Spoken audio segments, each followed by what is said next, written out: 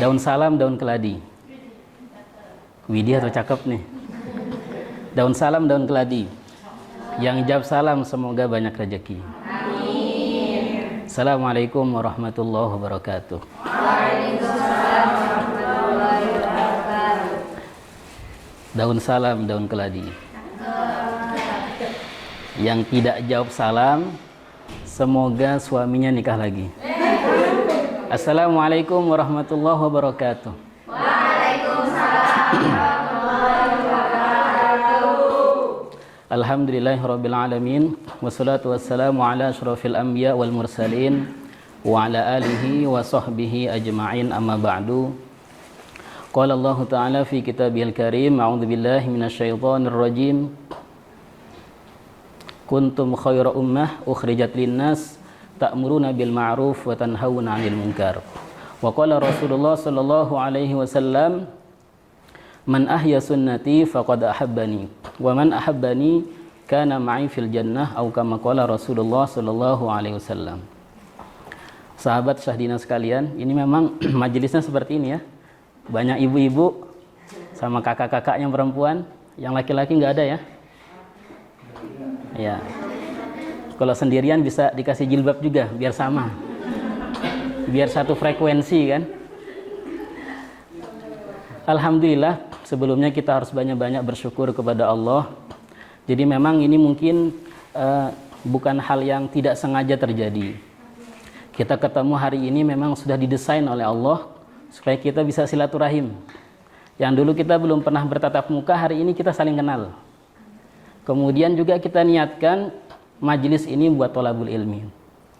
Kadangkala ustadznya ceramah itu dalam hati, wah saya sudah tahu nih materinya tentang ini nih. Jadi kadang-kadang gelasnya sudah penuh, mau diisi nggak bisa, jadinya tumpah.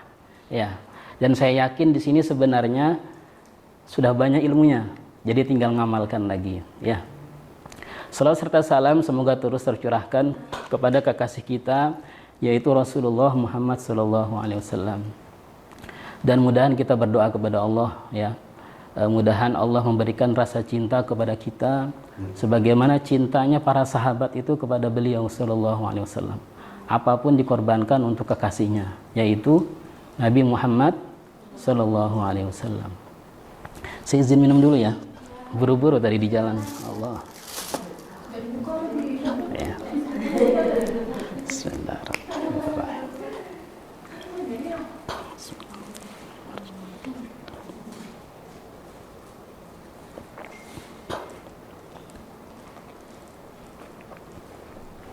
Yang lain juga boleh dimakan ya konsumsinya.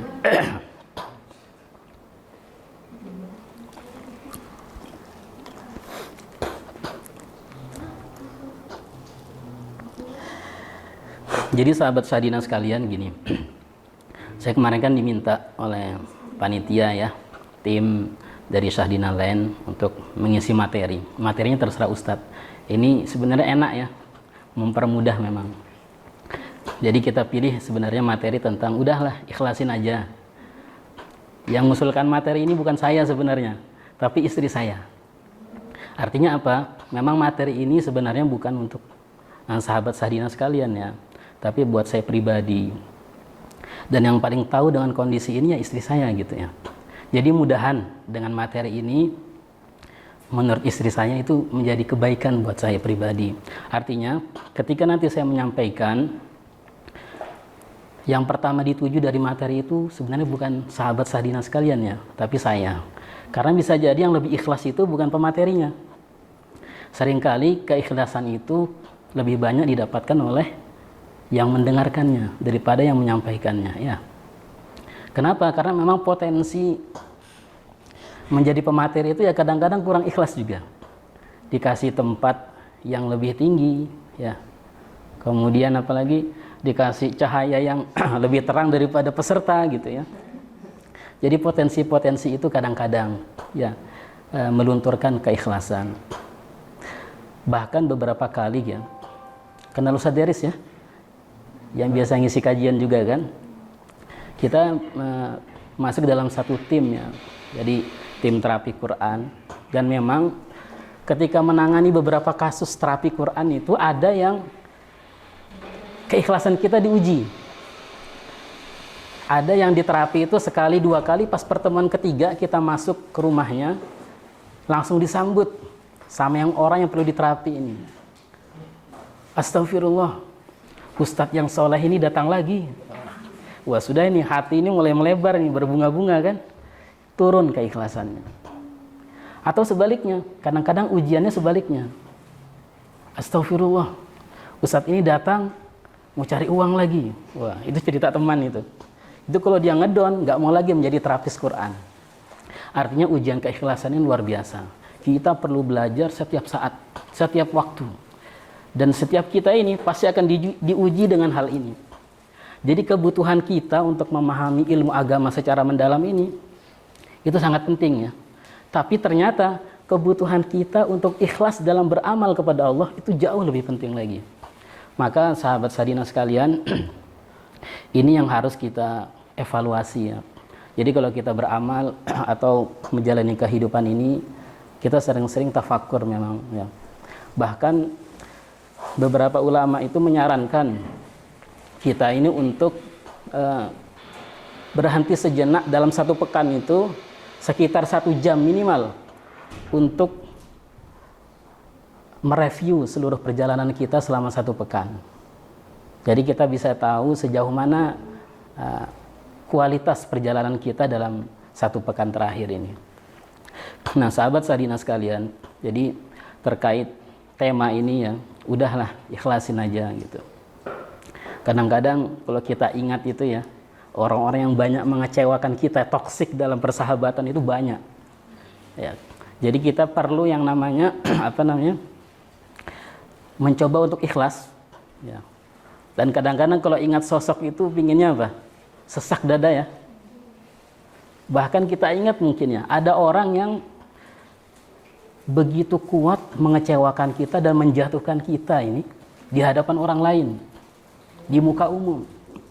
Kalau kita ingat wajahnya itu, nggak mungkin saya ikhlas Ustaz, ya berat, berat gitu.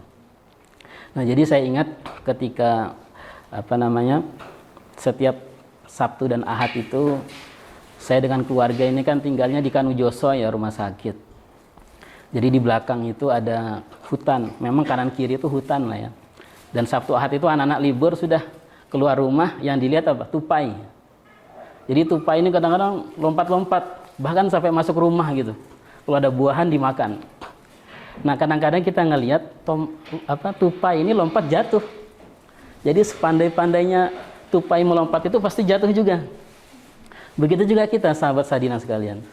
Sepandai-pandainya kita berusaha menjalani kehidupan ini supaya bahagia terus, pasti ada kalanya kita jatuh juga ke lubang kekecewaan, ke lubang kesedihan. Ya fitrah. Dan memang puzzle-nya hati manusia ini ya, itu memang disusun untuk seperti itu. Kadang-kala bahagia, kadang-kala sedih, kadang-kadang marah, ya, kadang-kadang senyum. Memang puzzle-nya seperti itu. Nah, cuman yang harus kita ingat adalah kalau kita bahagia, jangan bahagia berlebihan. Kalau kita lagi sedih, juga jangan sedihnya berlebihan. Kalau lagi marah juga jangan berlebihan, sewajarnya saja. Ya. Kemudian kalau diam juga, diamnya jangan. Iya. Nah ini sahabat Sadina sekalian. Jadi memang ketika kita masih hidup di atas muka buminya Allah ini ya, ini sudah sunatullah, sudah pasti akan terjadi. Ya. Dan kita juga ngalamin ya beberapa hal yang mengecewakan, atau merasa sedih karena kehilangan orang yang paling kita cintai dalam kehidupan ini. Atau mungkin kita juga ngalamin kondisi kita sangat jatuh sekali, atau keluarga kita jatuh terperosok, kondisi ekonominya hancur.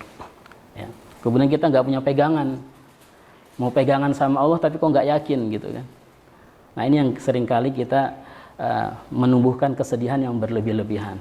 Dan ini bahaya. Ya. Beberapa orang yang diterapis Quran itu ketika dicek sejak kecil ternyata. Jadi kalau sedih itu membenturkan kepalanya ke dinding. Atau menyayat ini ya, pergelangan tangannya, baru dia hilang sedihnya.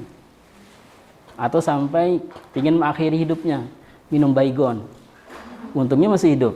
Ya. Nah ini bahaya dari orang yang sedih berlebihan karena tidak ikhlas tadi ya. Di sini ada kah? Biasanya senyum-senyum itu bahaya itu. Nanti tolong kalau yang senyum-senyum tadi sering diam didekatin. Ya jangan-jangan itu yang sedang berat. Udahlah ikhlasin aja. Nah sahabat Sahdina sekalian, jangan juga kita menganggap bahwa ibadah itu hanya sekedar ini ya, sekedar sholat tahajud, sholat witir, sholat duha, atau ibadah itu hanya sekedar baca Quran gitu, baca surah Yasin, Al-Muluk, Al-Waqiah, baca sholawat, baca zikir. Nah yang perlu kita ketahui bahwa ibadah itu juga ya, orang sakit itu juga ibadah. Kemudian orang bekerja seperti ini, memasarkan rumah nggak laku-laku ya ibadah juga. Kemudian berdagang ya ibadah juga. Jadi jangan kita pikirkan bahwa ibadah itu ya, ibadah unggulan itu hanya sholat malam ketika orang-orang tidur gitu ya, atau jihad fisabilillah sampai kita mengorbankan harta dan jiwa kita. Ternyata tidak. Ibadah terbaik itu adalah ibadah ketika kita ikhlas menerima ketentuan takdir, ridho, menerima apa yang datang segalanya dari Allah Subhanahu wa taala. Jadi ini ibadah yang paling mudah. Tidak perlu mengeluarkan energi, tidak perlu mengeluarkan keringat. Kita juga ibadah nggak perlu mengeluarkan darah gitu. Dan ibadahnya cukup dalam kondisi diam, yaitu takdir, menerima takdir, nerimo, ridho terhadap semua keputusan baik yang buruk maupun yang baik dari Allah Subhanahu wa taala. Ini mudah atau gampang ini? Mudah atau gampang kira-kira? Atau lagi mikirkan ini? Kalau ingat orang itu, pinginnya ini ya, sesak, pingin nangis seperti itu. Nah, sahabat Sahdina sekalian, ya, ada kisah ya dari salah satu riwayat. Ada seorang waliullah di kota Yaman ya, di negara Yaman. Jadi ini seorang waliullah, dia menjadi wali karena sabar terhadap istrinya. Namanya Syekh Abdurrahman Bajalhaban. Ya. Syekh Abdurrahman Bajalhaban ini terkenal di tengah masyarakat kota Yaman itu sebagai orang yang taat ibadah. Kemudian sabar dan sangat sayang sekali sama istrinya. Nah pada satu ketika Syekh Abdurrahman Bajalhaban ini pamit sama istrinya, ingin berkhalwat. Kira-kira kenapa ingin berkhalwat menepi itu? Selain karena ibadah juga karena ingin menghindari omelan istrinya. Jadi istrinya suka ngomel ini. Ya, suka ngomel. Jadi ingin berkhalwat. Dan ingin berkhalwat itu pun diomelin juga gitu ya. Dan istrinya memang terkenal suka ngomel. Tapi Syekh Abdurrahman Bajalhaban ini terkenal orang yang sayang. Kalau difilmkan itu ya jadi suami-suami takut istri lah, kira-kira gitu ya. Memang terkenal suka ngomel. Akhirnya berkhalwatlah Syekh Abdurrahman Bajalhaban. Sampai di puncak gunung, ternyata ketemu dua orang. Dan ternyata niatnya sama, ingin berkhalwat. Mungkin gara-gara istrinya juga suka ngomel kali ya. Jadi kumpullah mereka bertiga di atas, tapi diberi syarat, kamu boleh gabung dengan kita, syaratnya harus mau ketika dijadikan piket cari makan selama kita berkhalwat beribadah di gunung ini. Akhirnya disepakatilah.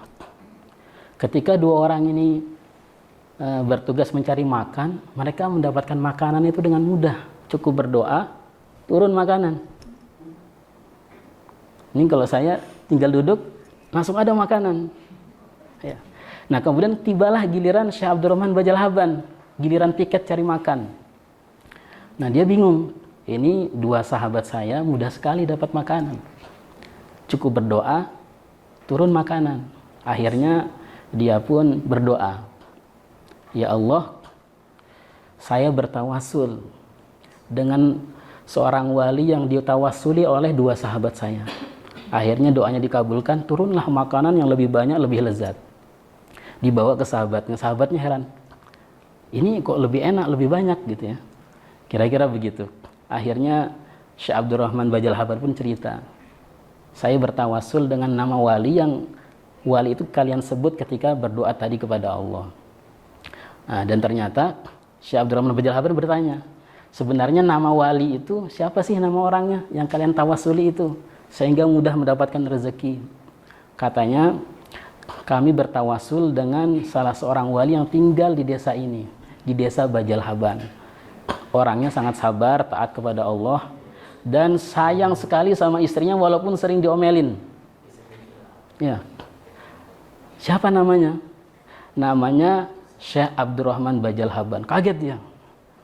Baru sadar, sebesar inikah makom yang dia dapatkan karena sabar sama istrinya yang suka ngomel. Ya. Dan saat itu juga dia langsung izin pulang. Saya izin pamit. Ternyata ibadah saya sabar sama istri itu lebih besar dibandingkan ibadah saya di atas gunung ini. Dan tanpa menyampaikan alasannya kepada sahabatnya turun. Sampai pulang apa? Bilang istrinya, wahai suamiku, ini kamu pulang sudah tahukah kejadiannya? Kalau kamu diangkat sebagai seorang wali karena saya, artinya apa? Istrinya sebenarnya juga seorang wali dari kalangan wanita. Dan dia sengaja cerewet begitu ya. Di sini kalau ada punya istri cerewet, bisa jadi dia wali Allah. Dia sengaja cerewet supaya suaminya diangkat makomnya menjadi wali Allah juga. Nah ini hadirin sekalian ya. Seringkali peristiwa itu banyak yang tidak menyenangkan. Ya. Tidak kita sukai. Tapi ternyata itu baik buat kita. Tapi ini bukan dalil bolehnya cerewet ya. Ya. Diukur juga lah cerewetnya gitu ya. Diukur juga. Dan juga mungkin menjadi penyebab kenapa kita ini bisa disayang oleh Allah, menjadi kekasih Allah, menjadi wali Allah, karena tadi kita sabar menghadapi cobaan hidup yang menurut kita tidak enak ya. Wa asa an takrahu syai'an wa huwa khairul lakum. Seringkali kita itu melihat itu tidak menyenangkan bagi hati kita ini. Tapi ternyata itu baik buat kita. Gara-gara cerewet kita diangkat jadi wali. Sabar dari cerewetnya istri ya. Dan memang Imam Ghazali ya dalam kitabnya Ihya Ulumuddin, kitab yang fenomenal, ini juga menyebutkan salah satu cara untuk bisa menjadi wali atau kekasih Allah itu adalah sabar terhadap omelan dan cerewetnya istri. Jadi seharusnya suami ini bersedih loh.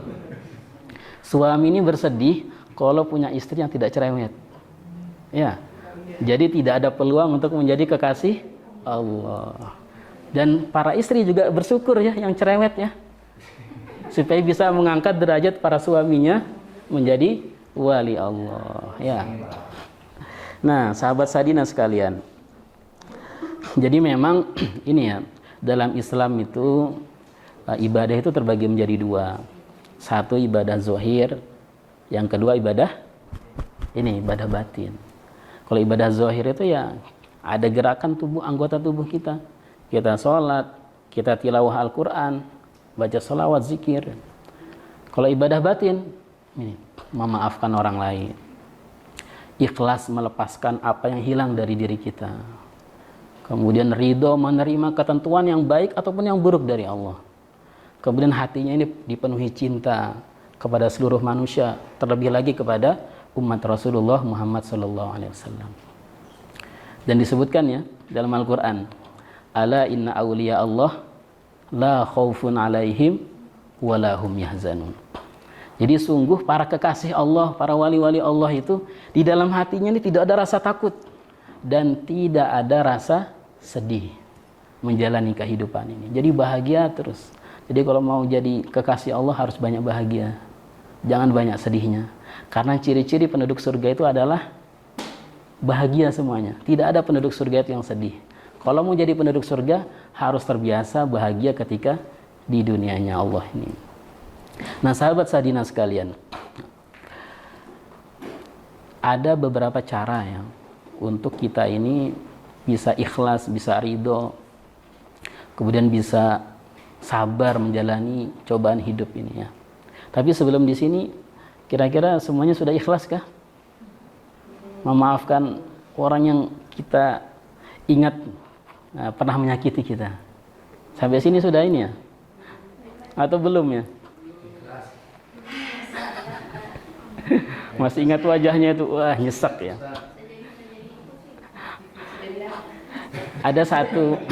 Ada satu zikir sebenarnya. bisa kita amalkan ya, diulang-ulang, diresapi maknanya ya. Coba kita baca sama-sama ya. Mudahan kita ini bisa maafkan orang itu ya. Ya. Atau jangan-jangan kita merasa terluka padahal kitalah penyebab luka bagi orang lain ya kan. Ini sering kali terjadi kadang-kadang.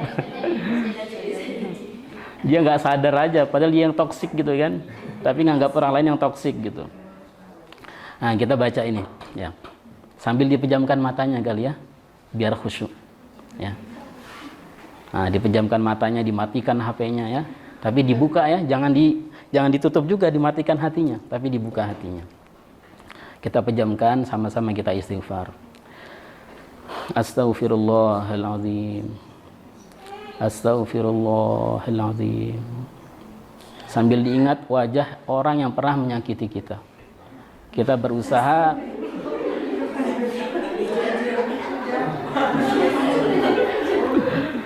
Ustaz, kalau yang nyakitin 2 orang bagaimana? Bayangin 2 berarti. Kalau satu kampung gimana? Satu-satu diingat ya. Kalau sudah tertawa itu berarti ada itu ya. Ada orang yang menyakiti kita kan. Ayo kita sama-sama kita pejamkan mata kita. Kita tundukkan ya. Minta sama Allah agar Allah memudahkan kita memaafkan orang lain ya. Tundukkan kepalanya, dalam hati istighfar.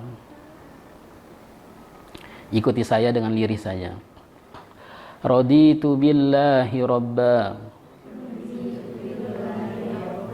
wa bil islami dina wa bi muhammadin nabiyya wa rasula.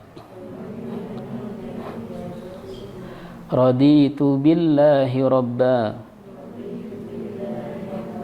wa bil islami dina wa bi muhammadin nabiyya wa rasula. Ya Allah, aku ridho Engkau sebagai Tuhanku. Ya Allah, aku ridho Islam sebagai agamaku. Ya Allah, aku ridho Nabi Muhammad sebagai Nabi dan Rasulku.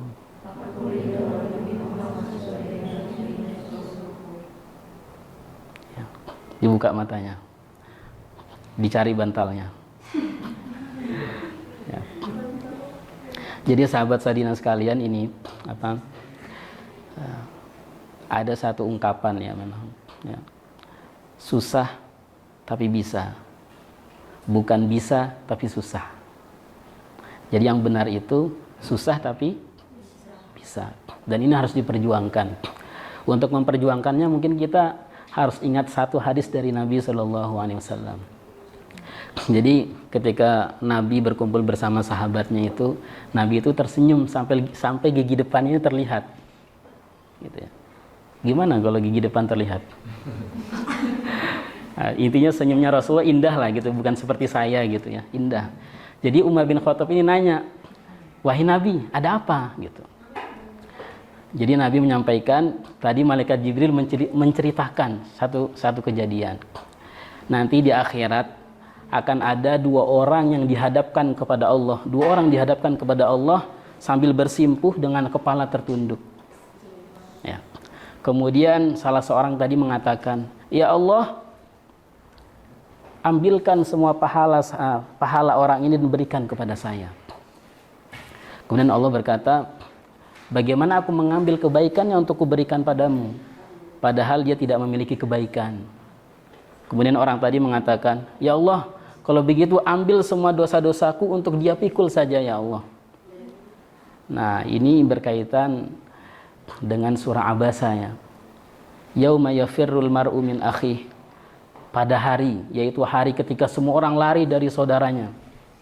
Wa ummihi wa abih. Dan pada hari itu semua orang lari dari ibu dan bapaknya. Wa sahibatihi wa banih. Dan pada hari itu juga orang itu lari dari pasangan hidupnya, suami atau istrinya dan anak-anaknya.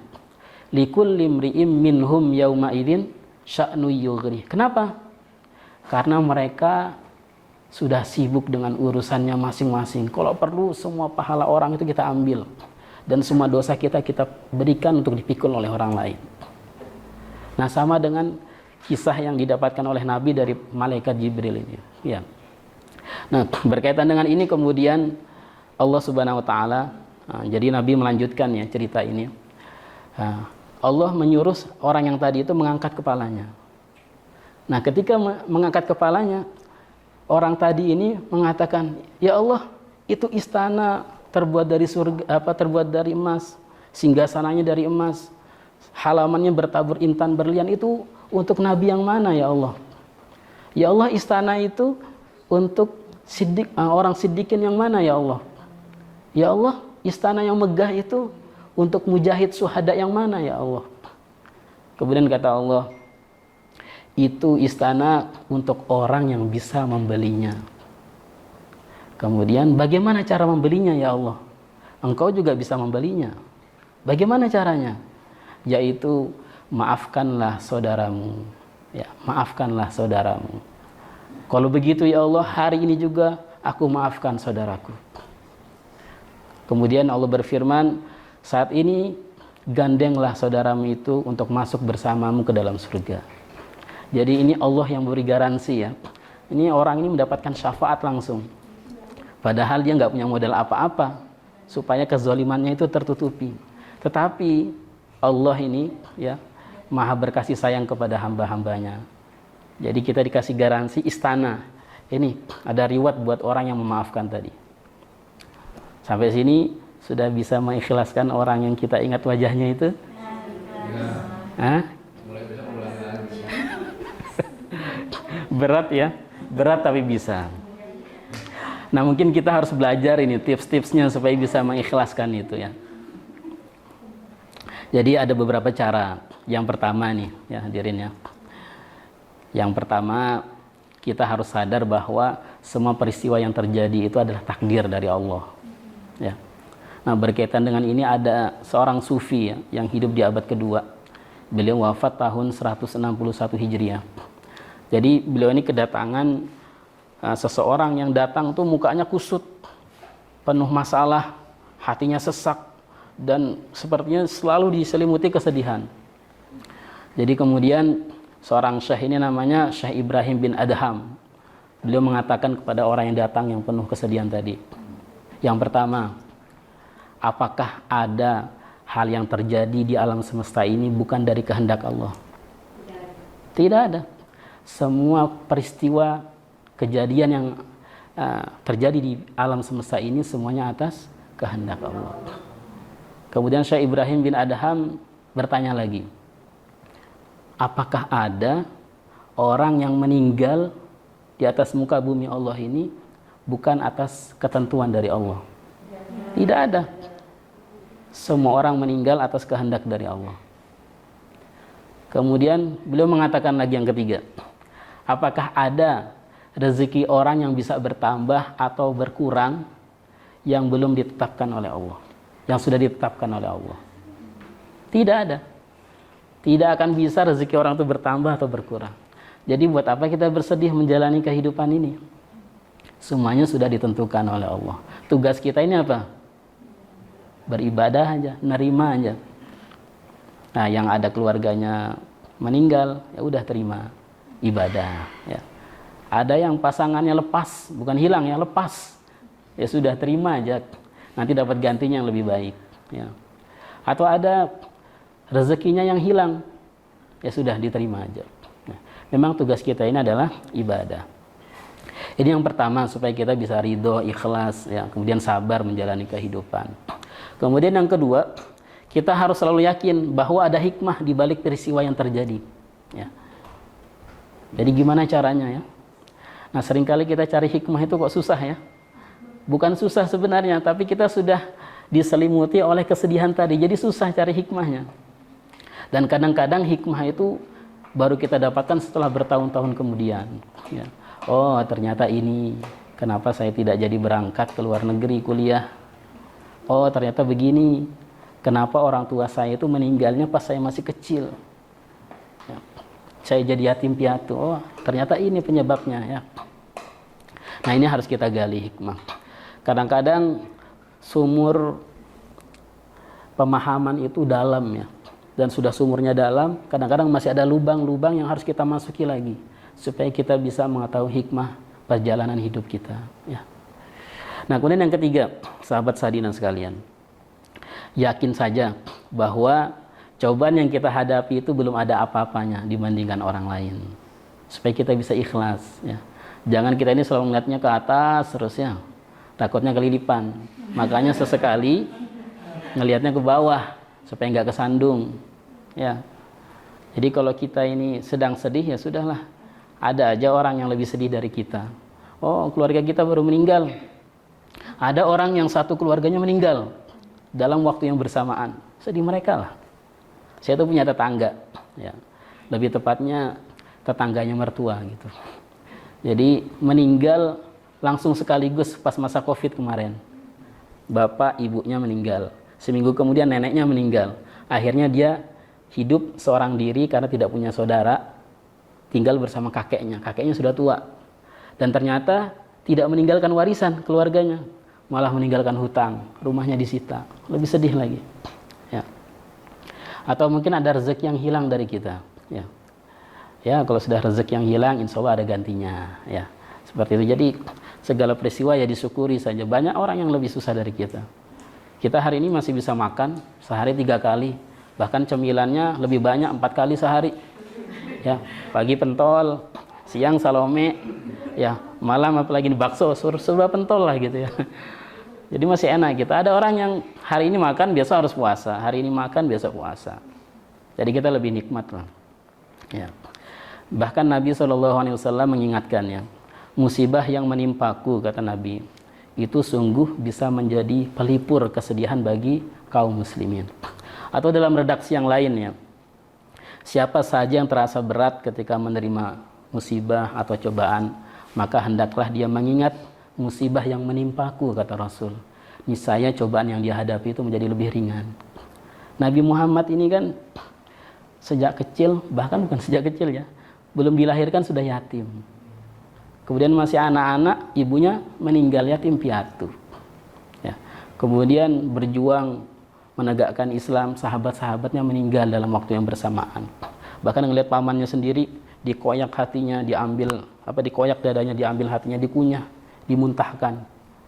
Pernah ngelihat hati yang hancur ya, habis ditumbuk-tumbuk, dicincang gitu. Seperti itu. Dan itu hati pamannya. Nah, ini kesedihan Rasulullah. Bahkan istri tercintanya itu meninggal karena apa? Setelah diboikot, istri tercintanya Siti Khadijah. Nah, jadi ketika diboikot, tidak ada makanan, akhirnya sahabat Nabi ini dengan beliau makan rerumputan kering itu diulek ya. Bukan di blender, karena nggak ada blender, diulek, habis itu dikunyah. Dan itu asupan terbaik mereka saat itu. Nah, kalau kita ini bisa bayangin ya, masih banyak di sini daun kelor gitu ya. Masih enak-enak. Kalau di gurun itu gimana? Kaktus, pohon berduri dikunyah, baru dimakan. Jadi kita ini kalau mengukur kesedihan kita, ukurlah dengan Rasulullah. Niscaya kita ini merasakan ringan saja hidup inilah. Ya, semuanya akan berlalu, kebahagiaan berlalu, kesedihan berlalu. Ya, jadi ya biasa aja lah gitu. Nah, kemudian supaya kita juga ikhlas, kemudian juga mudah ridho menerima takdir, sabar menjalani kehidupan. Caranya yang keempat adalah kita harus yakin, semakin kuat keimanan seseorang, maka semakin berat ujiannya. Ya. Saya tuh punya anak kelas 2 SD. Ya. Bagi dia susah betul ya. Perkalian itu susah. 3 kali 4 harus melihat tabel dulu. Kalau kita yang mudah aja, 3 kali 4 berapa? 12. Ya. 5 kali 5, 25. Bagi dia susah. Nah, karena sesuai ujiannya lah. Anak SD sekian. Nanti porsinya buat SMP beda lagi. Ya. Nanti buat SMA, kuliah beda lagi. Buat para nabi bedalah dengan orang seperti kita. Ya. Kemudian orang-orang yang kita lihat lebih baik ya secara agama, ternyata cobaannya lebih berat dari kita. Tapi mungkin gak diceritakan. Ya. Karena memang kita ini dianjurkan apa? Wa amma bi ni'mati rabbika fahaddits. Maka ceritakanlah kenikmatan itu kepada orang lain. Kalau kita kan terbalik, yang sedih-sedih tulis status WA, status Facebook, Instastory, sudah semuanya keluar sudah itu. Seharusnya wa amma bi ni'mati rabbika fahadits, ceritakan yang enak-enak aja. Tapi sebenarnya orang-orang soleh itu ujiannya lebih berat daripada kita. Nah ini sahabat Sadina sekalian. Jadi kita harus melatih. Kalau perlu kita sedih ya. Kalau perlu kita sedih. Jika 1 tahun berlalu, ini sudah bulan Desember ya, akhir tahun. Mau ada gaji ke-13 nanti kan. Nah ketika 1 tahun ini, tapi kita nggak dapat ujian yang berat. Kalau orang soleh itu dia bersedih. Kenapa tahun ini tidak ada ujian yang berat? Kalau kita kan senang ya, mulus perjalanan 1 tahun 2022, lancar jaya, tidak ada cobaan. Ya. Nah kita harus merenungi ini, kenapa tidak ada ujian? Saya ini kan tinggalnya di rumah sakit ya, sahabat Sadina sekalian ya. Jadi kadang-kadang itu ngelihat teman, kayak tadi malam itu, nemanin teman untuk pulang ya, padahal masih sakit disuruh pulang gitu. Karena memang sudah proses pengobatannya udah maksimal tapi belum pulih dan jadwal limitnya mungkin udah habis ya. Akhirnya disuruh pulang. Itu kakinya habis diamputasi sampai sini nih, sampai sini. 2 tahun kena tumor lemak di paha. Waktunya nggak merambat. Jadi udah 2 tahun bertahan untuk kemo, ternyata nggak kuat, ya udahlah amputasi. Yang mungkin yang dengar ini ya, mungkin tahu orangnya kali ya. Kita doakan mudah-mudahan beliau dikuatkan, keluarganya juga diberi kesabaran. Jadi dipotong ini. Dan masuk lagi. Saya nggak tahu kalau beliau masuk lagi, ternyata penyakit ini paru-paru lagi, sesak.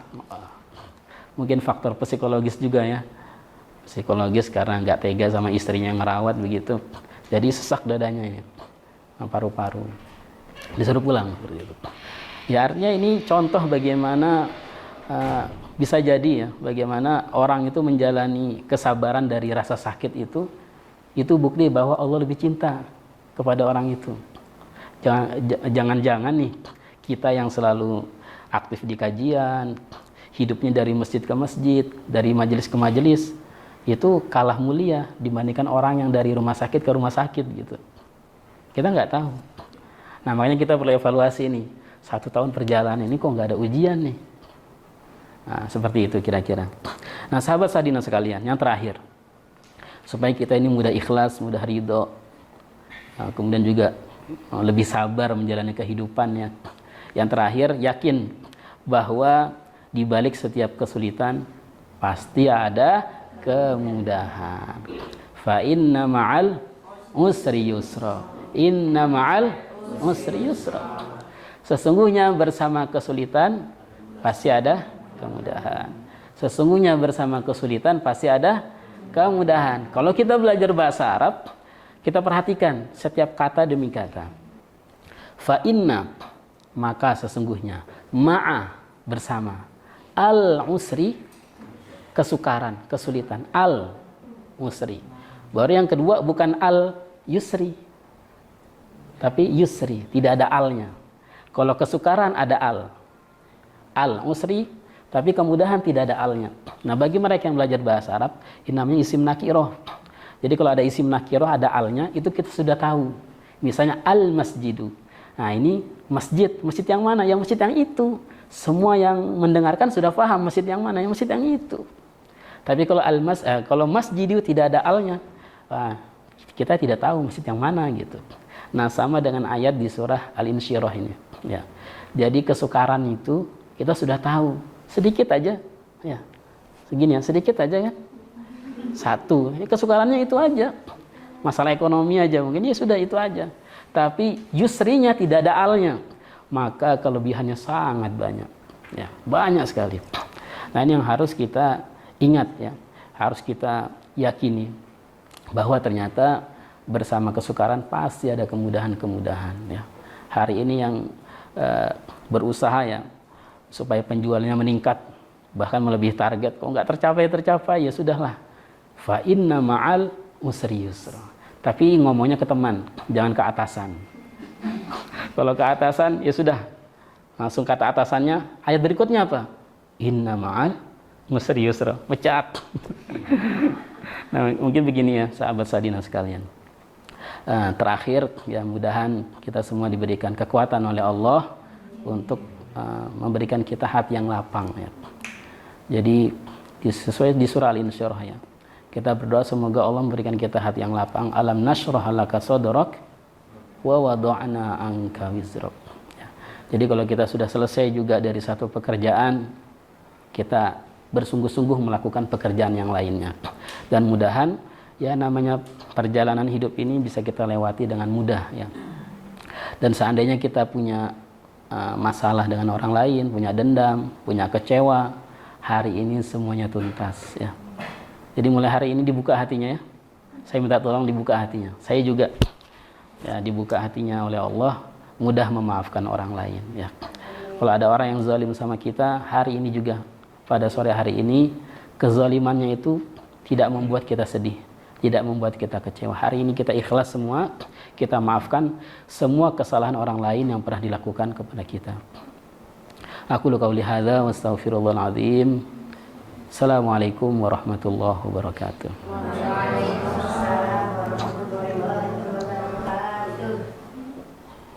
Ada tanya jawab ya atau enggak ada? Cukup kali ya. Ya.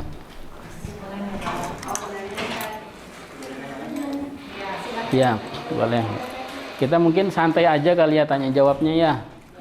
Nah, di luar forum.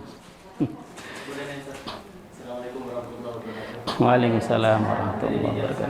Ada 3 hal yang tidak ada di dunia ini yang tanpa seperti rezeki, yang ada di kantor ada takdir Allah semua gitu kan.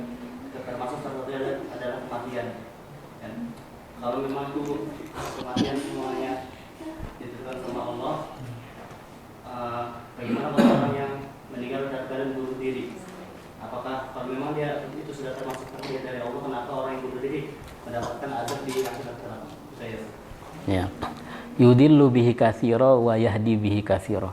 Banyak orang yang disesatkan oleh Allah, banyak juga orang yang mengambil jalan kebaikan yang diberikan oleh Allah. Jadi memang takdir ini pilihannya. Ketika kita hidup ini, kita sudah ditakdirkan matinya kapan, ya. Kemudian rezekinya berapa takarannya, kemudian jodohnya sama siapa sudah tertulis.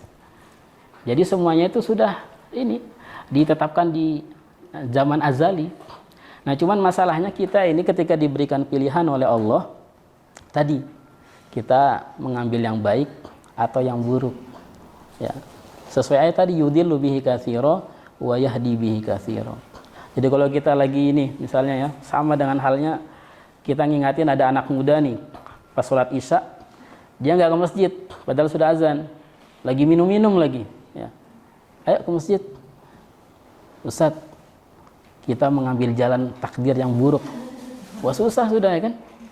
Padahal itu pilihan. Ini kan ketentuan dari Allah. Saya minum-minum ini karena Allah.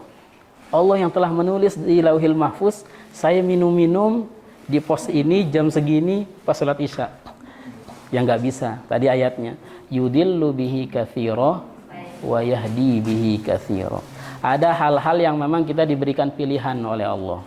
Ya. Ada hal-hal yang kita diberikan pilihan oleh Allah. Kita memilih jalan yang baik atau jalan yang buruk. Wallahu a'lam. Kalau semua yang baik, kita kembalikan kepada Allah. Kalau semua yang buruk, kita salahkan diri kita. Kembalikan kepada diri kita. Seperti itu kira-kira.